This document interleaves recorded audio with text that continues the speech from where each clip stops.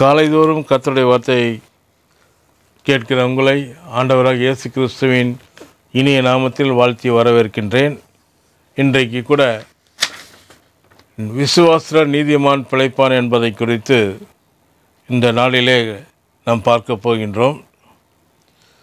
எபிரேயர் 11:6 சொல்லுகிறது, முன்பகுதி சொல்லுகிறது, விசுவாசம் இல்லாமல் தேவனுக்கு பிரியமாய் இருப்பது கூடாத காரியம் என்று வேதம் சொல்லுகிறது. வேதம் அநேக காரியங்களை முக்கியமாக போதிக்கிறது. ஆனால் வேறு எந்த ஒரு காரியத்தை குறித்தும் இப்படி சொல்லவில்லை. ஆகவே தான் விசுவாசத்தை குறித்து தீவிரமாய் போதிக்க வேண்டும். அதை நாம் ஆழமாக அறிந்து கொள்ள வேண்டும். ரட்சிப்பை பெற வேண்டுமா? அதற்கு விசுவாசம் வேண்டும். சுகத்தை பெற வேண்டுமா? வெற்றியை பெற வேண்டுமா? பொருளாதார செழிப்பை பெற வேண்டுமா? இப்படி வாழ்வின் எல்லா தேவைகளுக்கும் விசுவாசம் அவசியம். விசுவாசம் இல்லாமல் தேவனிடமிருந்து எதையும் பெற்றுக்கொள்வது என்பது கூடாத காரியமாகும். விசுவாசம் என்பது தேவனுடைய பொக்கிஷ சாலையிலிருந்து நாம் பெற்றுக்கொள்ள கொடுக்கும் பணத்தை போன்றது. அது ஒரு கரன்சியாக இருக்கின்றது.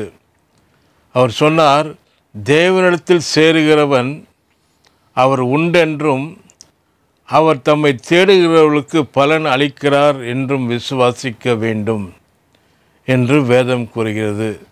ஆகவே விசுவாசம் இல்லாமல் கடவுளிடம் நெருங்க முடியாது என்பது மிகவும் நிச்சயமாகும். லூக்கா 17:6 இப்படியாக சொல்கிறது, நீங்கள் இந்த காட்டத்தி மரத்தை நோக்கி நீ வேரோடே பிடுங்குண்டு கடலிலே நடப்படுவாயாக என்று சொல்ல அது உங்களுக்கு கீழ்ப்படியும் என்று சொல்லப்பட்டிருக்கிறது.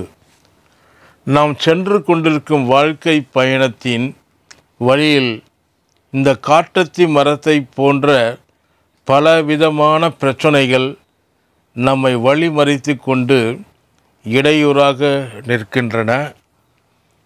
இவை நமது முன்னேற்றத்தை தடுக்கக்கூடிய சக்தியாகவும் இருக்கிறது.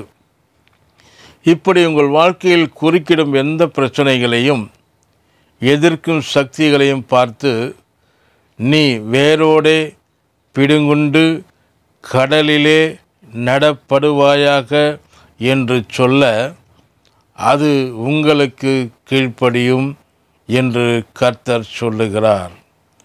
உங்களுக்கு கீழ்ப்படியும் என்று இயேசு சொன்னது அவர் சீஷர்களுக்கு மாத்திரம் அல்ல, அது எல்லா மனுஷர்களுக்கும் கூட அல்ல, கீழ்ப்படியக்கூடிய மனிதர்களுக்கும் மட்டுமே அது கீழ்ப்படியும்.